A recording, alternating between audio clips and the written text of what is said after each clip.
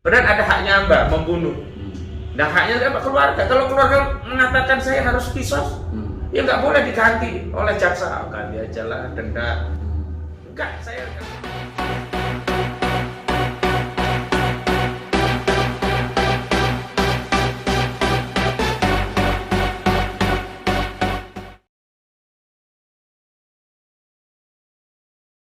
Assalamualaikum warahmatullahi wabarakatuh. Waalaikumsalam warahmatullahi wabarakatuh. Pemirsa dan rakyat yang mencintai keadilan, ya. Hari ini 14 Maret 2023 merupakan hari yang sangat berbahagia bagi kliennya Bang Aka, salah satu klien, yaitu Bapak Budi Harjo dan istri yang kena kezoliman proses pengadilan, memiliki tanah yang sah, asli dengan surat-suratnya, bisa dipenjarakan oleh pemilik yang suratnya boleh dikatakan malah tidak jelas atau tidak lebih kuat dari Pak Budi Harjo. Nah, mereka Pak Budi Harjo dijebloskan di penjara selama 4 bulan dan hari ini tadi sudah lepas. Tentunya lepas, apakah kemudian lanjut pengadilan, proses pengadilan atau tidak, nanti mungkin Bang Aka yang lebih tahu. Dan pastinya kita rakyat harus membantu untuk membela rakyat-rakyat yang banyak yang korban seperti ini, ya. Ini beliau bisa menang, bisa dibebaskan, bisa jadi dalam dugaan hakim itu masih punya nurani, melihat dari masyarakat, banyak YouTuber, wartawan di membela itu, kemungkinan agak berpikir juga dan ini dibebaskan mungkin. Tetapi kita kepengen tahu bagaimana jalan cerita ini dari Bang Aka, Bang Ahmad Rosiduddin, yang menjadi salah satu penasihat hukum dari Pak Budi Harjo. Saya persilakan Pak. Ya, terima kasih. Bismillahirrahmanirrahim. Assalamualaikum warahmatullahi wabarakatuh. Yang pertama tentu penangguhan penahanan yang dikabulkan oleh majelis hakim, baik untuk Pak Budi Harjo juga untuk istrinya Bu Nurlela, itu bisa kita baca sebagai konfirmasi bahwa perkara ini memang tidak selayaknya masuk ke persidangan. Karena di antara pertimbangan majelis hakim memberikan penangguhan penahanan itu setelah menelaah fakta-fakta persidangan. Biasanya setelah memeriksa sejumlah saksi, kemudian mereka melakukan evaluasi layak tidak. Kalau mereka punya keyakinan ini kasusnya benar-benar berat dan memang semestinya terdakwa itu tetap dalam tahanan, maka mereka tidak akan bisa mengabulkan penahanan tadi. Tapi ini kan dikabulkan. Jadi husnuzonnya yang pertama bahwa majelis hakim punya keyakinan yang sama dengan kita bahwa sebenarnya kasusnya tidak layak untuk dilanjutkan dan memang Pak Budi tidak bersalah. Dan kalau kita kaitkan lagi dengan kasus Pak Budi, kan beliau itu memang tidak bersalah. Beliau itu adalah pembeli beritikat baik yang membeli tanah, sudah bayar, sudah ada sejumlah administrasi yang dipenuhi, ada BPJP, lalu tiba-tiba dia dianggap memalsukan dokumen atau memberikan keterangan palsu 363 dan 366. Padahal dokumen-dokumen yang dihadirkan di persidangan itu tidak atas nama Pak Budi. Dokumen kiri, dokumen surat keterangan, dokumen yang kemarin terakhir kan surat keterangan yang dikeluarkan Kelurahan Cengkareng Barat yang ditandatangani mantan lurah dulu ya, Emi Rohayani itu, yang kemudian diingkari oleh sang lurah bahwa itu bukan tanda tangannya. Kan berarti ini salah satu dokumen yang jadi bahan dakwaan bahwa dokumen ini palsu. Dokumen itu kemudian ya dianggap sebagai dokumen yang dipalsukan dan itu terkait Pak Budi. Padahal kan kalau kita ambil kronologisnya kan dokumen itu kan dalam rangka clearance ya, untuk memastikan bahwa apa yang mau dibeli oleh Pak Budi itu benar adanya. Dan ketika Pak Budi melakukan proses clearance terhadap tanah tadi, nah itu kan berarti ada itikat baik untuk memastikan tanah yang mau saya beli itu secara administrasi, secara kepemilikan itu memang sah atau tidak. Nah setelah itu baru tindak lanjuti dengan proses BPJP. Memang belum peralihan hak sempurna, karena memang dalam perjanjian itu penjualnya itu berjanji akan membereskan lah urusan kelengkapan administrasi juga surat menyurat itu. Nah di tengah perjalanan itulah kena kasus ini. Nah maknanya pembebasan sementara ini atau apa itu namanya, penangguhan itu dari hakim itu belum menunjukkan apa-apa tentang perebutan kepemilikan itu. Oh ya. Jadi hakim memang belum masuk ke pokok perkara dan penangguhan itu hanya diberikan oleh hakim manakala hakim tidak memiliki kekhawatiran untuk apa? Pertama, terdakwa melakukan melarikan diri, kedua menghilangkan barang bukti atau melakukan tindak pidana lagi. Nah, 3 hal inilah yang kemudian diyakini hakim tidak akan terjadi pada Pak Budi setelah menelaah kasus dan juga setelah ada penjamin kan, anaknya si Ambed itu kan jadi salah satu penjamin, juga kuasa hukum memberikan jaminan kalau Pak Budi itu tidak akan lari, tidak akan menghilangkan barang bukti, tidak akan melakukan tindak pidana lagi. Dan sebenarnya kan kasus ini kan baru ditahan setelah ke kejaksaan. Sebelumnya kan di penyidik tidak pernah ditahan. Nah, itu juga bisa jadi dasar pertimbangan. Kalaulah ya Pak Budi itu mau lari, tentu sejak di penyidikan lari, kan nggak ditahan. Menghilangkan barang bukti tentu saat penyidikan. Buktinya kan semua dokumen disita, jadikan barang bukti. Nah, saya kira itu yang jadi dasar keyakinan hakim sehingga dia bisa memberikan penangguhan penahanan. Selain tadi secara substansi pokok perkaranya, tadi saya sudah sampaikan dugaan kuat saya bahwa hakim punya keyakinan ini memang perkara tidak layak disidangkan. Walaupun begitu kan karena ini sudah jadi perkara kan hakim tetap harus menyelesaikan sampai vonis. Nah, vonis itulah yang nanti kita tunggu. Mudah-mudahan sih vonisnya itu tetap sejalan dengan penangguhan penahanan ini. Jadi penangguhan ini kita baca sebagai korinah atau indikator bahwa kasus ini nanti akan dibebaskan. Begitu, Pak. Ya, tetapi persoalannya kan jangankan Pak Budiarjo melarikan diri. Dia kan menantang dan memiliki tanah itu karena dia betul-betul memiliki dengan sah. Jadi kalau tidak layak dalam ruang sidang tadi disampaikan Bapak Aka tadi, tetapi kan ini kan menyisakan masalahnya beliau diusir dari tanah itu dengan eskalator yang dia miliki di situ, dan bahkan pada saat dia di penjara dibangun tanah itu oleh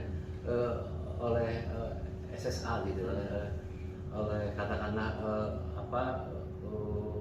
Agung Sedayu gitu. Nah, itu bagaimana penyelesaian seperti itu? Apakah kemudian akan terjadi bunuh-bunuhan? Artinya Pak Budiarjo tidak mendatangkan sekian layak pembela-pembelanya untuk mengusir itu kan tetap menyisakan persoalan, Pak. Iya, semestinya memang kasus ini perdata. Kalau ada pengembang tadi merasa memiliki hak, harusnya dia gugat Pak Budi gitu loh. Bukan kemudian mempidanakan Pak Budi. Sementara Pak Budi ketika mempersoalkan orang menyerobot tanah itu karena secara fisik sebelumnya Pak Budi menguasai tanah itu, sudah membeli, punya bukti kepemilikan, maka semestinya langkah SSA tadi ya yang harus ditempuh itu melakukan gugatan terhadap Pak Budi karena telah melakukan perbuatan melawan hukum, karena dianggap menempati tanah yang sebenarnya milik dari SSA. Pada faktanya kan itu tidak dilakukan. Dalih yang selama ini sering kita dengarkan SSA membeli dari PT yang lain yang kemudian dengan itulah dia menguasai dan membangun. Dan problemnya adalah kasus pidana ini memang tidak mengadili masalah kepemilikan. Nah, makanya nanti setelah pidana selesai pertarungan berlanjut ini. Panjang ini gitu loh. Pidana ini hanya untuk membuktikan apakah dakwaan jaksa terhadap Pak Budi itu dan Ibu Nur Lela itu benar atau tidak. Ini didakwa membuat dokumen palsu atau memasukkan keterangan palsu terhadap fakta yang berdampak kepada kerugian pihak tertentu. Nah, kalau kita bicara kerugian kan Pak Budi itu malah dirugikan, udah kehilangan uang, nggak bisa menguasai tanah, di penjara pula. Siapa yang dirugikan? Masa dia akan memasukkan dokumen yang membuat dia rugi sendiri, kan nggak mungkin. Dan dokumen-dokumen itu kan kalau memang tidak benar dipalsukan, yang harus dipersoalkan itu adalah penjual, bukan pembeli yang beritikat baik. Misalnya saya beli dari jenengan, kirinya ternyata palsu. Yang salah siapa? Yang jenengan yang jual. Saya udah beli beritikat baik, paling ya jelek-jeleknya nasib saya nggak jadi dapat tanah lagi. Nah, itu yang jadi masalah, Bang. Hanya ini saya ingin agak lebih luas lagi ya. Kita kan tahu problem Indonesia ini, kepemilikan tanah ini sudah hampir 70% sekian itu adalah milik para konglomerat atau para oligarki. Cara pemilikannya itu ternyata seperti sekarang ini. Kayak Pak Budi ini, bagaimana mungkin nampaknya semua polisi, jaksa, semua itu kayak membela dari SSA ini dan punya pengacara yang kuat pula seperti Azhar dan sebagainya.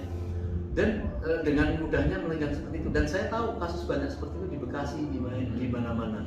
Nah, bagaimana kalau dia ini memiliki tanah dengan mudah itu, dengan kemudian membayar BPN, membayar apa untuk melegalkan, dia membuat surat dan berani beradu di sidang pengadilan dengan pemilik aslinya, dan karena ini butuh uang banyak, pemilik asli akhirnya kalah. Itu bagaimana kedepannya, bagaimana baiknya? Iya, problem kita kan bukan hanya oligarki ya, juga penguasa yang tidak amanah. Ya, kekuasaan yang tidak amanah itulah yang akhirnya semestinya dia menegakkan hukum, memberikan keadilan, melayani rakyat, tapi menjadi pelayan oligarki. Modusnya itu memang sederhana nih, kalau ada oligarki ya mau menguasai wilayah itu dia plot milik dia sulap, ada sertifikat atau dia, lalu diadu dengan rakyat. Kamu punyanya apa? Gak punya toh? Padahal dia tinggal di situ bertahun-tahun. Iya, betul. Ya udah, akhirnya orang tadi kan, udah daripada beradu dibeli murah biasanya gitu. Kalau nggak mau dibeli murah, masuk ke pengadilan. Pengadilan nafasnya paling cuma 50. Yang pemain oligarki kan nafasnya miliaran. Ya, jadi problem kita tuh di oligark atau di penguasa? Ya dua-duanya nanti. Dua-duanya. Karena begini, kalau pengusaha tadi dia punya kesadaran bahwa misalnya dia punya keimanan, punya ruh bahwa hidup itu bukan hanya di dunia tapi di akhirat, bahwa secengkal tanah saja kita ngambil nanti di akhirat akan menimpa kita menjadi siksa di neraka.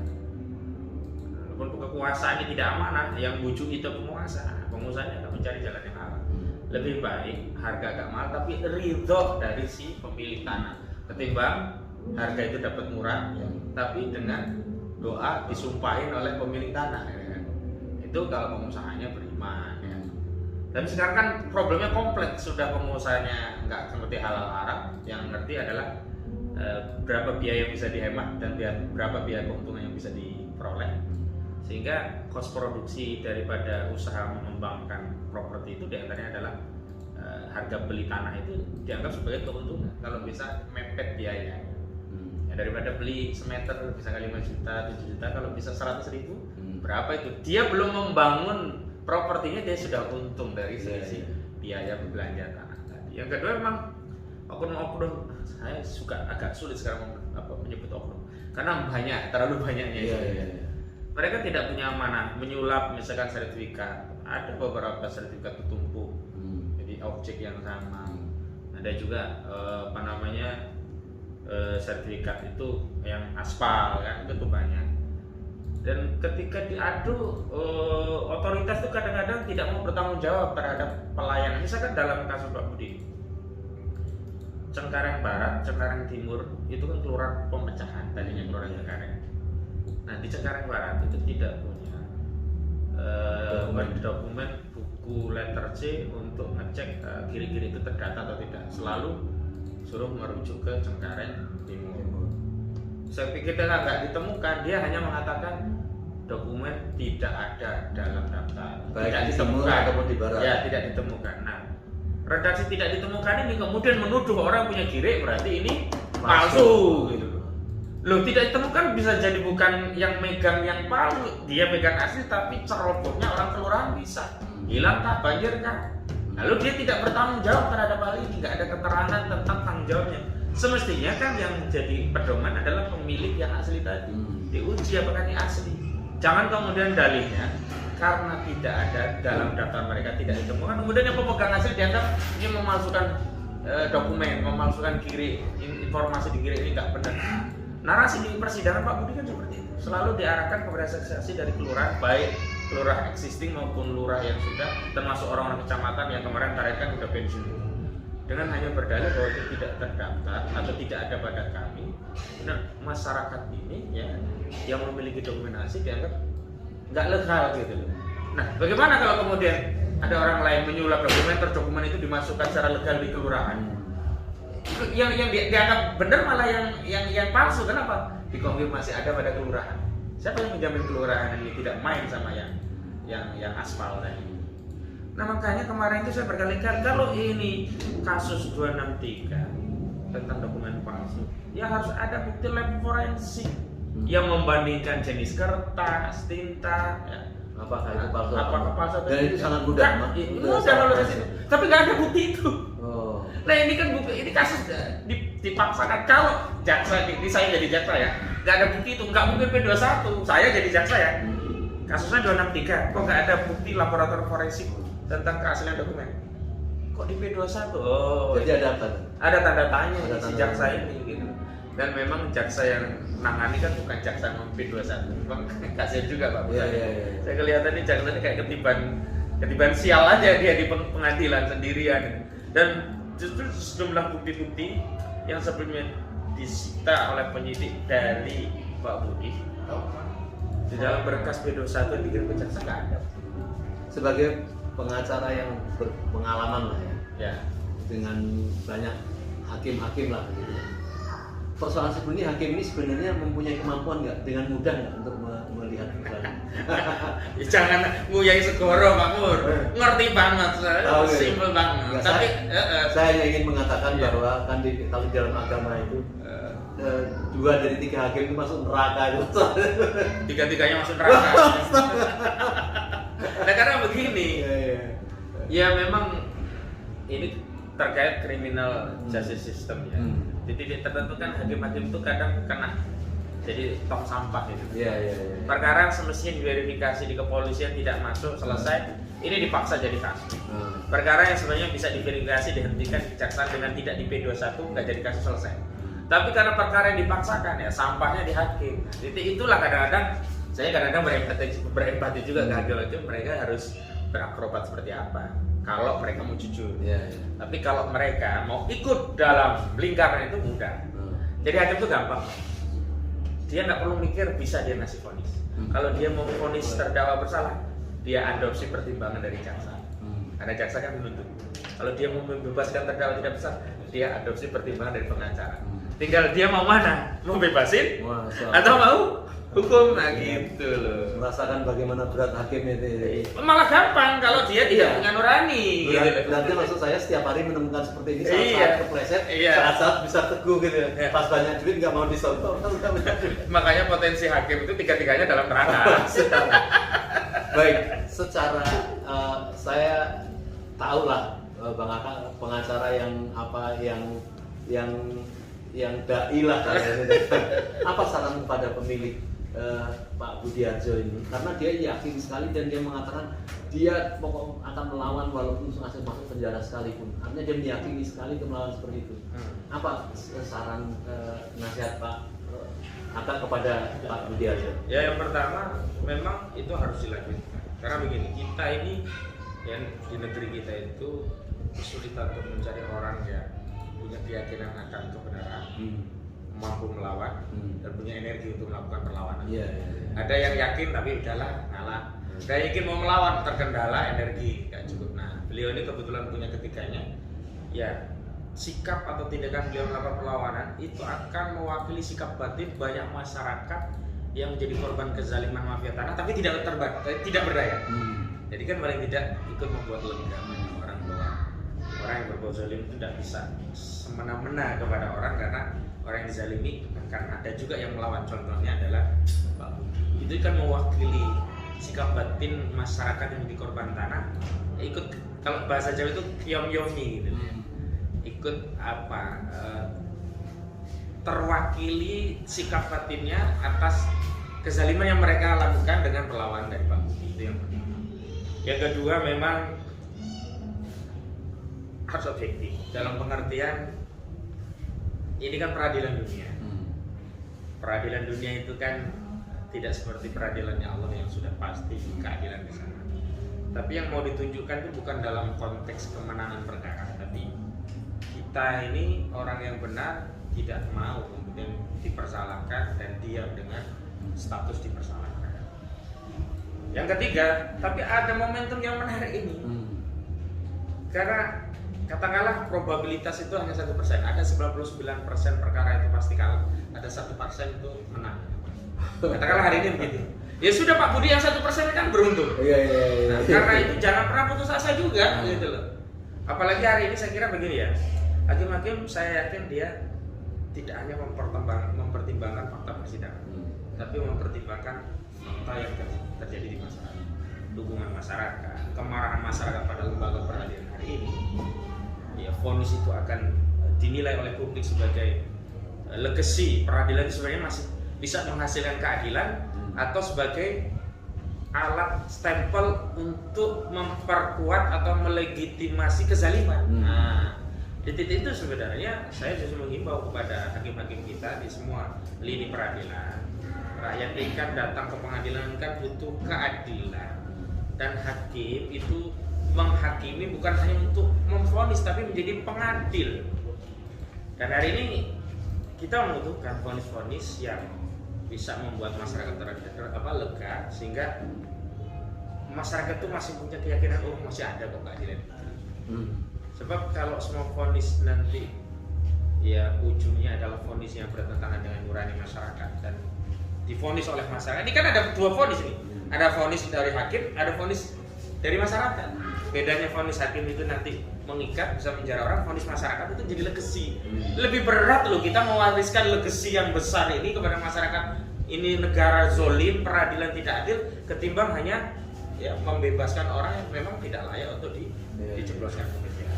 Nah di titik itu saya kira peluang itu selalu ada. Dan fenomenanya juga sudah ada, misalkan kemarin ada kasus Joshua, ya, walaupun dia kuat si Sambo, ujungnya masih bisa juga karena vonis pidana mati. Padahal kan tuntutannya nggak mati loh itu. Nah itu, ini sekalian karena ngomong itu saya pengen tanya sekalian. Iya. Itu hakim itu pakai wewenang rumus apa? Misalnya begini, si Putri itu kan dituntut kalau nggak salah 8 tahun kan? Awalnya ya. Iya. Tapi vonisnya justru 20 tahun. Sambo itu dituntut Seumur hidup. Vonisnya mati. Ini apa yang menyebabkan apa itu hakim seperti itu? Dalam hukum itu ada istilah ultra petitum. Ultra petitum putusan yang melampaui tuntutan. Dalam kasus perdata memang nggak boleh. Misalkan saya utang-utang dengan saya gugat, saya tuntut dengan tergugat bayar saya 1 miliar. Tiba-tiba hakim memvonis bayar 1,5 miliar, nggak boleh. Uang utangnya cuma 1 miliar, karena itu ultra petita, itu nggak boleh. Tapi kalau pidana boleh sepanjang apa? Sepanjang vonis itu masih dalam koridor pasal yang didakwakan. Nah 340 yang kena Sambo, vonis maksimumnya kan pidana mati. Maka bagi hakim masih berwenang untuk tidak mengikuti tuntutan jaksa yang dia mengambil jalan tengah. Kan kalau 340 itu ada 20 tahun, seumur hidup dan pidana mati. Nah jaksa ambil tengah nih, dituntut seumur hidup. Hakim masih boleh pidana mati. Kenapa? Karena di 340 itu maksimumnya memang pidana mati. Beda kalau kasusnya misalkan hanya 338, nggak ada 340, hakim memvonis mati, ya ini ultra petitum. Karena di 338 ngeri ya apa hakim itu ngeri sedap ya. Artinya begini, kalau kita bandingkan dengan hukum Islam, orang menyulit sampai tahap segini dia berarti potong jari, potong, kalau bisa potong tangan, dan itu kan ukurannya kan jelas mati-mati. Kalau ini hakim punya akal seperti itu kan godaan untuk apa itu disogok, gitu Pak. Nah itu kalau di dalam pidana itu ada istilah disparitas pidana, perbedaan sanksi pada kasus yang sama, sama-sama pembunuhan, ya ini cuma 1 tahun, ya ini 10 tahun. Nah kalau dalam Islam tuh tegas Pak, ada namanya hudud. Hudud itu ada batasnya, jenis pidana yang tertentu, sanksinya juga tertentu. Jadi seorang yang misalkan ya mencuri, kalau memenuhi nisab seperempat dinar, nggak ada vonis lain, semua harus potong tangan. Mau saudagar, mau rakyat jelata, potong tangan. Nggak ada disparitas, jadi adil sama. Orang yang misalkan melakukan zina, kalau dia sudah menikah, dirajam, nggak ada perbedaan. Jadi tidak ada disparitas. Tapi kalau dalam sistem pidana kita itu menganut istilahnya ultimum tuntutan. Misalkan kasus pembunuhan, maksimum 15 tahun. Pembunuhan berencana, maksimum pidana mati. Gimana kalau dipidana 1 tahun? Boleh nggak? Ya boleh, karena itu maksimum gitu loh. Itu yang bikin keadilan itu susah dari proyek. Kalau dalam Islam kan pembunuhan itu kan haknya korban, haknya keluarga. Kalau korbannya itu memaafkan memang boleh tetap hidup, tapi bayar dia 100 juta atau 1000 dinar. Tapi kalau keluarga kekeh nggak mau, ya bunuh, nggak bisa. Kemudian hakim mewakili negara, nggak saya bunuh. Karena hak terhadap, dalam Islam itu kan ada haknya kepada Allah, haknya kepada sesama, kemudian ada haknya kepada imam atau khalifah. Kalau haknya kepada Allah, hakim itu hanya mengadili dan membuktikan, misalkan mencuri. Sudah terbukti ya potong tangan karena haknya Allah ini, nggak boleh diganti. Mencuri diganti dengan pidana 100 miliar denda gitu, nggak bisa diganti, atau penjara 10 tahun, nggak bisa karena haknya Allah. Allah mengatakan potong tangan. Kemudian ada haknya Mbak, membunuh. Nah haknya apa? Keluarga. Kalau keluarga mengatakan saya harus kisos, ya nggak boleh diganti oleh jaksa. Ganti aja lah denda. Enggak, saya nggak mau. Cuman kalau dalam Islam kisos ini dilepaskan, dimaafkan oleh keluarga, nah dapatlah dia 100 unta atau 1000 dinar. Nah yang ketiga ada takzir. Takzir itu memang hakim. Misalkan ada orang diminta untuk menjalankan kewajiban tapi dilanggar. Contoh, sholat wajib tidak? Kalau ditinggalkan haram tidak? Ada gak nas syariat yang memberikan sanksi limitatif terhadap pelanggar sholat? Gak ada. Nah itu kewenangan qadhi. Dia bisa memberi sanksi. Misalkan seminggu dikurung, diajari sholat, dipahamkan tentang wajib sholat. Kalau lagi bandel sebulan, kalau bandel bahkan dia ngeyel sholat orang wajib. Nah, ini kategorinya murtad. Malah itu hudud bukan takzir. Kalau murtad hukumannya apa?